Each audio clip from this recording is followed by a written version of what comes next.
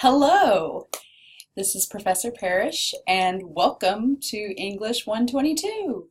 Woo! I'm Rachel Parish. You can call me Professor Parish, Miss Parish, Rachel, however you like. Pretty good with any standard pseudonym or name, but you are currently watching the introduction video to English 122. I'm so excited to have you guys this semester as a student, to get to read your work and see you develop in this class, and overall to have a good time. So, what is English 122? Well, you may have taken English 121 with us, or not, I'm not sure. But English 122 is basically the sophomore/second year of English and composition, rhetoric and comp, that you would typically take at any college or university. So this is your second level of English. For many of you, it will be your last English class. I know I'm shedding a tear myself for you. But this class is a little bit different than English 121. In English 121, especially if you took it out here at SIC, the class is primarily writing about informative papers, persuasion, compare and contrast, and argument. So we take those skills that you've learned in English 121, both grammar-wise, citation-wise, and how to write papers, and we convert it over into talking about literature. So this is the literature part of your college English experience. If you're wondering in 121 where all the textbooks about stories and fiction and poetry were, you have come to the right place. So we're going to be talking about different genres of literature, be it poetry or fiction or drama, and then at the end we're going to kind of combine all of our knowledge that we've collectively gathered together and do a research paper concerning a genre of literature. So don't worry about that last paper for right now. I will have an entirely other video dedicated to that later on in the course, and it will be a while till we worry about that. So I do realize that most of you are not English majors. I've come to realize that over the last few years, and that's okay. For some of you, this is a class that you have to take, and you're like, I gotta get through this one before I can become a nurse or an engineer or astrophysicist, whatever your plans are. And for some of you, you actually chose to take this class, so thank you. But my job as your professor for this semester is to make this class as fun as possible, because even though I am a huge English nerd and I will be geeking out over practically everything we talk about, I realize that you may not. So I'm going to try to make this fun and enjoyable. This class is very spread out, so it's not going to be overwhelming. It's going to be a fun and exciting class, and I'm super happy and excited that you guys get to share it with each other on this journey, because I feel like even though this is an online class, English classes, especially online, they bring people together because we have to talk about topics, we have to communicate with one another, and I'm going to go over this website to show you how to interact, how to do assignments, how to turn things in so that you will know, and it'll make this semester just flow a lot better. And it will go by fast. It'll be long, but it'll go by fast. All right, so as far as textbooks, before we begin, there are two this semester. One is a textbook we have used for many years, and I've taught this course for several years now. I won't say how many because it will make me seem old. But the textbook that you must have first, before anything else, is this wonderfully, gloriously clunky, giant textbook. Now, I know what you were thinking. Are we going to read this entire textbook? No. That would not be physically possible even in 16 weeks. There's just too much. However, what we are going to do is use a lot of terminology out of this from every chapter. We're going to be using terminology about the genres of literature we are going to explore, be it fiction or poetry or drama, and we are also going to be looking at various stories in this textbook. A lot of times I let students pick which stories they want to look back and write about, because I realize that not all of us have the same tastes. Something that I may think is enjoyable, you may look at and go, I don't know. So you get to pick a lot of the stories out of this textbook that you want to talk about, but we are going to use this a lot. So if you have not purchased this textbook yet, do so ASAP. because you will need this textbook. It is old, it's 15 years old now, but a lot of the literature in it is very contemporary given that. So I do still really enjoy this textbook. And I will be supplementing this class with some videos and texts of my own. So we'll have videos about that and you'll kind of see that as well. Okay, but get this textbook if you don't already have it. The other textbook that English 121 and 122 are going to start using this semester is the Concise Cengage Handbook. Notice the non-torn, nice-looking look of it compared to this poor ratty thing I've drug around for several years. This is a new handbook, so it is a little bit more pricey. Now, if you're taking 121 as that student, then this book you'll have for 2 semesters, so it's very worth it. I know that a lot of 122 students are like, are we going to use this? Are we going to need this? Short answer, yes, you will need this book. We are going to do some readings out of it. Some of it may seem a little bit repetitive from English 121, and I do apologize for that. However, there is one part of this that I absolutely adore. When you get your new Concise Cengage Handbook, it will be in a plastic wrap, and when you unwrap it, inside is this little card. I'm in love with this. This little card folds out and shows you how to cite an MLA in the newest format. This is amazing. Because you, if you were like me, could stick this in your purse, you could stick it in your bag, in your backpack, in your fanny pack, in your shoe/boot, if it were big enough. But this shows you how to cite things in MLA. It gives you the formula and format and an example. This will come in so much handy on your last paper in this class, because I would say the hardest part about English 121 and 122 is MLA, the Modern Language Association citation format. It's basically the math of English, and I'm not a math person, so I understand your plight. This will make things so much handier, and it comes with this. And you can keep this forever. So as you go through college and do other papers for other classes, this tiny little handbook guide will come in so much handy. And also, if you're thinking to yourself, well, MLA, I'm only using MLA for this English class. The rest of my classes want APA. Congratulations. This book has the most up-to-date APA format as well. So you can actually keep this. I know it's expensive, but if you choose not to sell this book back, you can keep it and use it as a reference.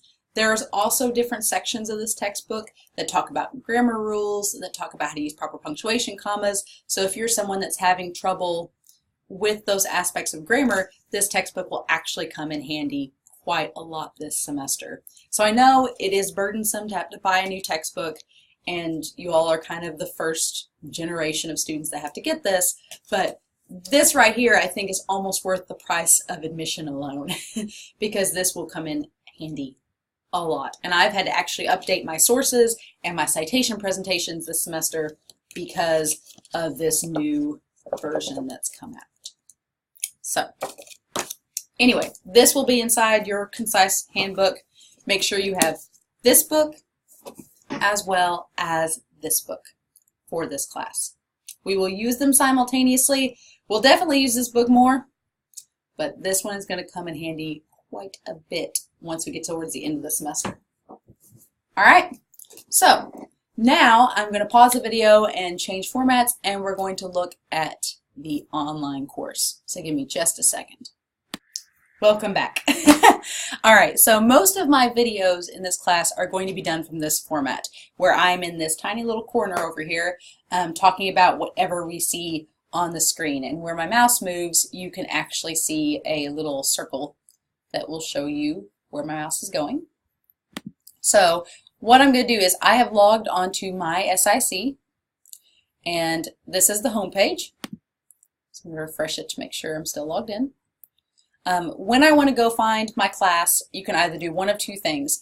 You can either go to My Classes and you will see my classes from summer are still listed, but those are my 2 for fall. So you'll see those there. Or you can just go, I usually do this, you can just go to my courses, go down, and pick the link. All right, so this is our course, and as you can see, I've got 2 copies, pictures of our books. I kind of explain what this homepage does. So this is our course homepage that we are on right now. And there's a little about the course here. There is a copy of the syllabus here. Please click on it, download it, and read it. I explain how the grading scale works, how our points break down in the class. We do have a lot of points in this class, which I think is good because usually the more points you have, the less risk you have with the class. So if the class has 1,000 points, you only have 100 points before you're at a B. That's kind of scary. But if you have like 1,300 points, you've got a little bit more leeway there. So I personally go with 1,300 points in the class because it gives a little bit of a cushion. And we do have a few sporadic extra credit opportunities throughout the semester, so just keep a close attention to that. But anyway, download the syllabus. It explains kind of the breakdown of our class. It explains my policies, which I'm going to go over in this video, but go ahead and download that and check it out. All right. Yes. All right, so I'm not going to read through the whole syllabus because I've just told you you need to do that, but there are a few things I do want to cover very quickly here. The class schedule is right here. There are 3 weeks this semester. We will not have a discussion forum, and I will get to that in a moment. Our textbooks are listed here. The point breakdown of our class is listed here. All right, this is probably the biggest deal of the class, is the late policy with our work. Plagiarism, you guys know, don't copy anybody else, write your own stuff. You all know that. But here's my thing about late policy. I'm going to highlight for you.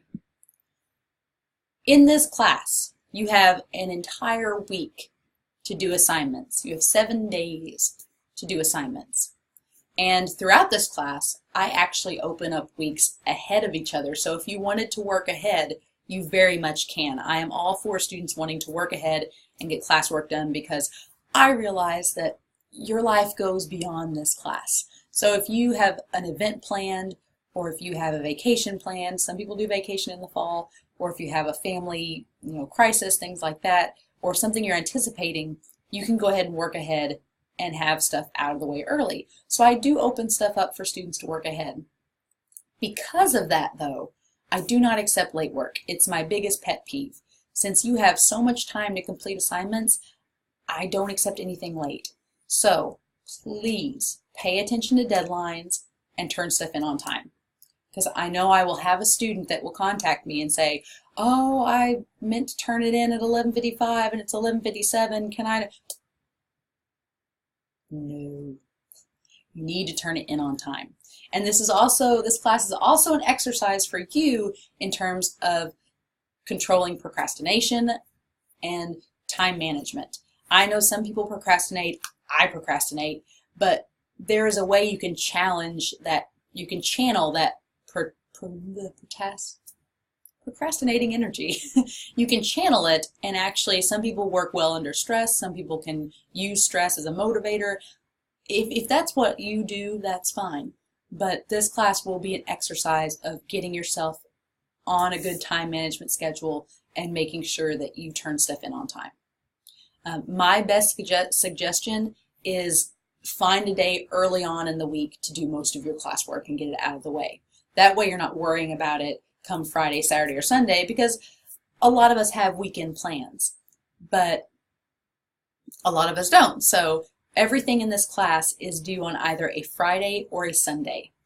So if you know that you're not going to be able to submit things on those 2 days, you need to plan ahead and get stuff turned in either a few days early or on Saturday or however you need to make it work. But I do not accept late work because it will just snowball and it will just get worse and worse. So if you turn stuff in late, I'm not going to count it. You just move on to the next thing. This class is all about moving forward as a student, as a writer, and just make sure that you don't procrastinate, basically, and wait till the last minute. This thing, Tier 2, I realize we live in a very technological age. This class is online. You need to have a plan B, basically. If your computer or main internet source fizzles out, what do you do? Again, this goes back to the whole idea of time management, planning ahead, being resourceful. As a college student once myself, and taking several online classes, I have done anything from gone to McDonald's Wi-Fi hotspot, to finding a gas station, to going to a library, to going to a friend or family's house. I've pretty much done every possible avenue imaginable to get assignments done on time.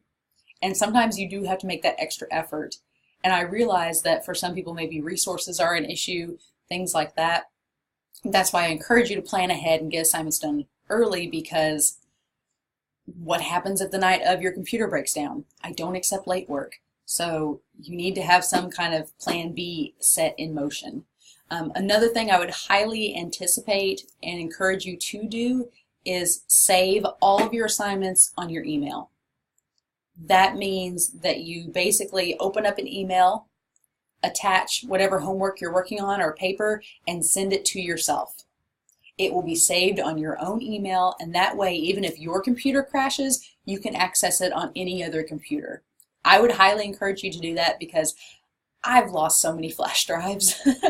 Flash drives are not my friend, so I can't rely on them. So I save everything, Google Docs to email, whatever I need to do to make sure it's there, even if something happens to my computer. All right, so just please be aware that you have all of these other options available to you.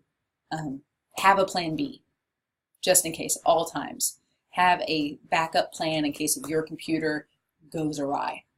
Okay, so those are my only really big pet peeves, is just turning in work on time and making sure that you are technologically set up to take this class.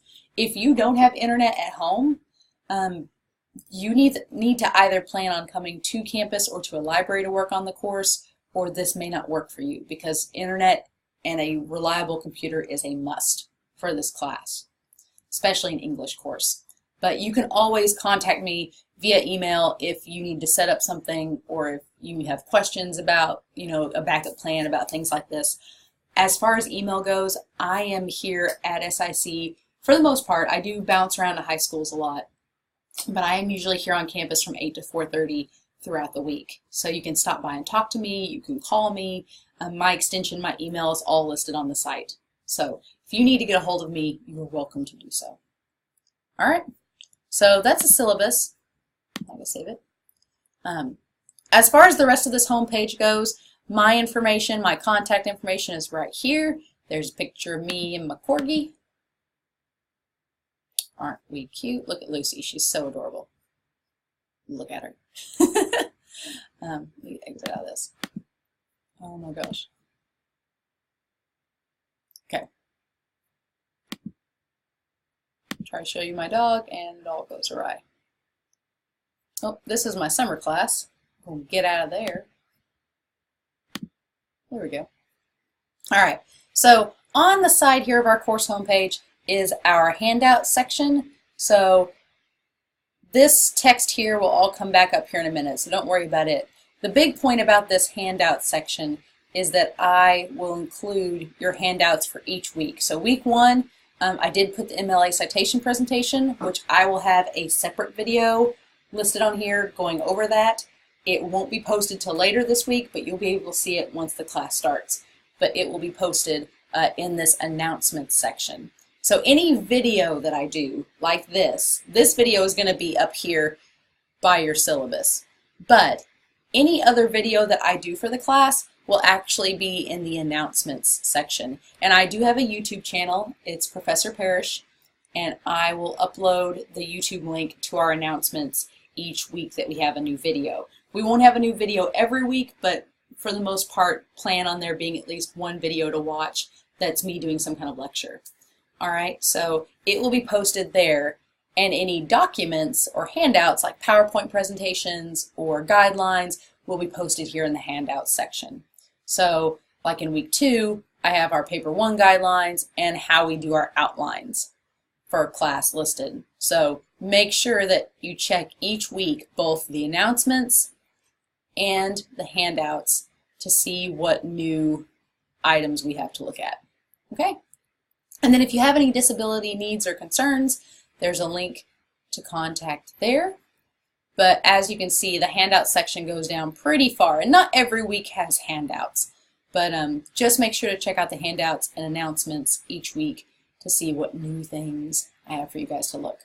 All right, so on the left-hand side here, you see several different links. The course homepage, basically this is all the stuff I've just shown you.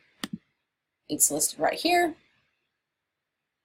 The weekly assignments and course content are very, very similar. Weekly assignments shows you week by week what is due. So this will show you due this week to read the syllabus, watch this video you're watching now, read in your textbook. I have listed the pages for both. Complete the initial introduction post, which we'll get to the discussion forum in just a moment, and then do the grammar sampler. So I have the dates, everything is due, and the time right there. Okay? And then under here is actually the resource that you need. So here, and the grammar sampler, all that. Okay?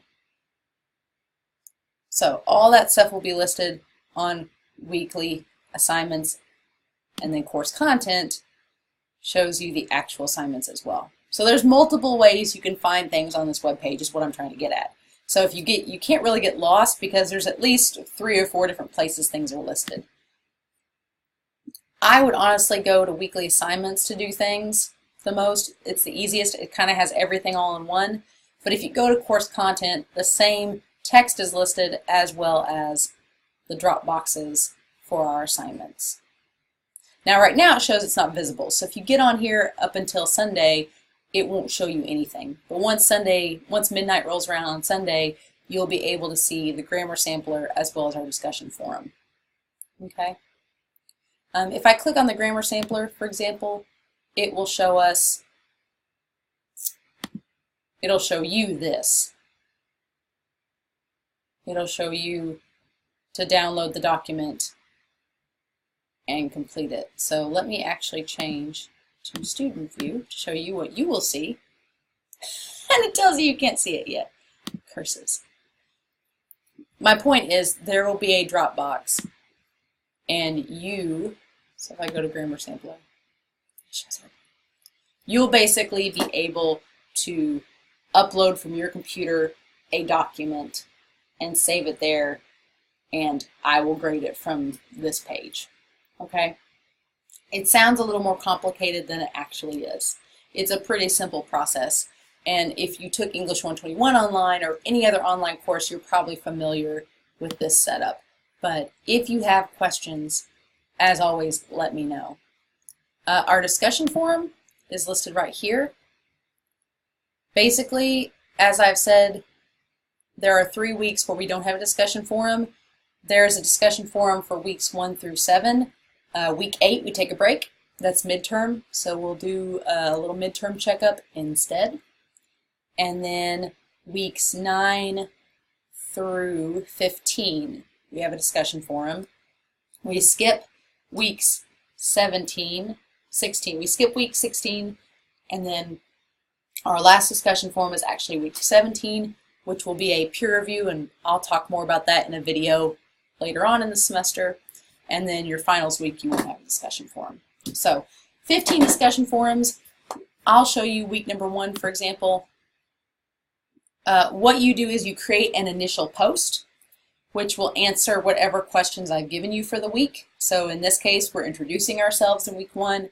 So I have 5 questions for you to answer for your post. All posts are due, and this is true. This is the only assignment that's due on a Friday. All of your initial posts answering the questions are due on Friday by 11:55. And then you respond to at least 2 people in the forum, And those responses are due by Sunday every week at 11:55. And I've had students, some students, they go, well, why can't we have everything due on Sunday? One, because I was in college once. I know what you all will do. You'll wait till Sunday to post. And then everybody will be scrambling at the last minute to get posts and replies done. And I don't want that to happen. The whole point of this discussion forum is for it to be a communication venue for us, since we don't meet face to face. So as much as I'd like to be Professor X and telepathically communicate with everybody in the class throughout the week, can't do that.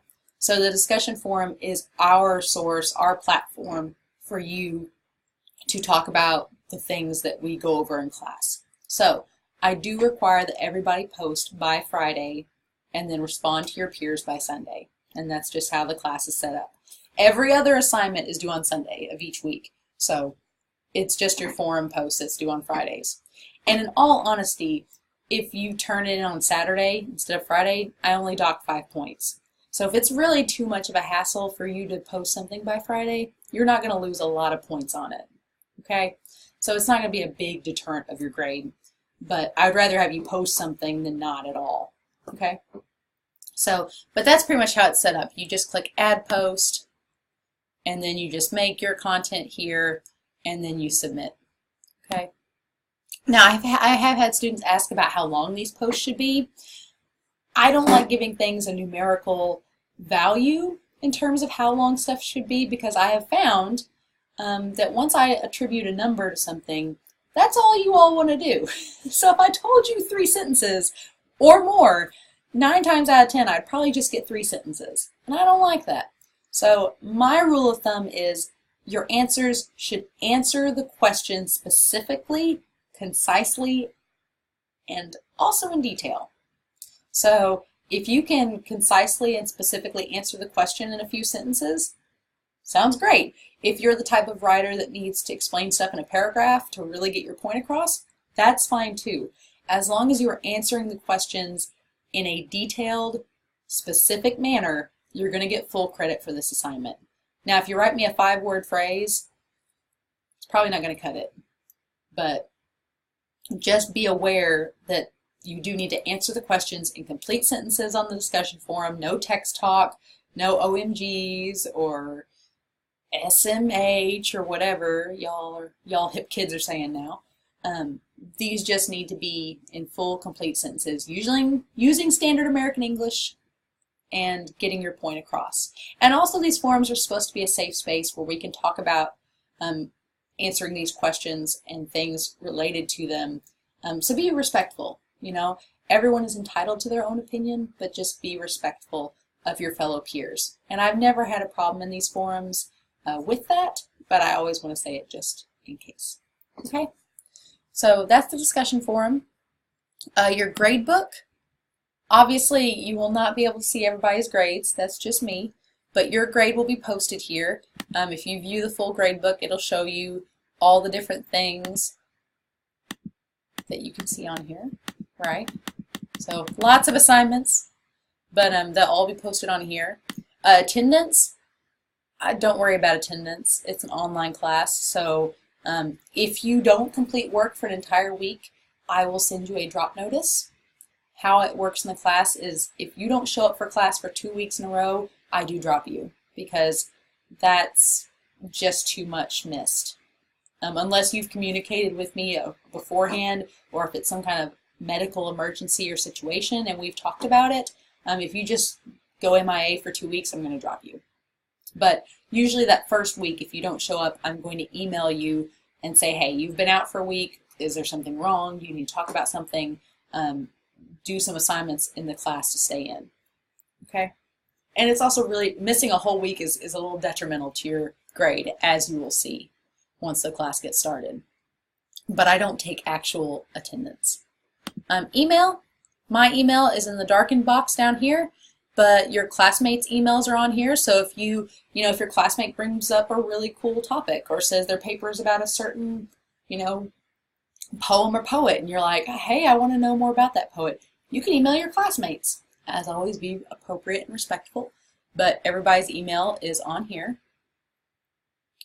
Course information just tells you guys how much the credit the class is worth, just some basic rundowns, my email, and then the help just gives you support. So if you need to fill a support request, if something's not working, like a Dropbox isn't working or you can't access something, you can always fill out a support request here. Okay, and we have a tutoring hotline available if you need to be tutored. Some people need tutoring in English. So there you go. All right, so that is pretty much, this stuff's all kind of for me. I can actually get online and see how long you've spent in the class. Exciting, right?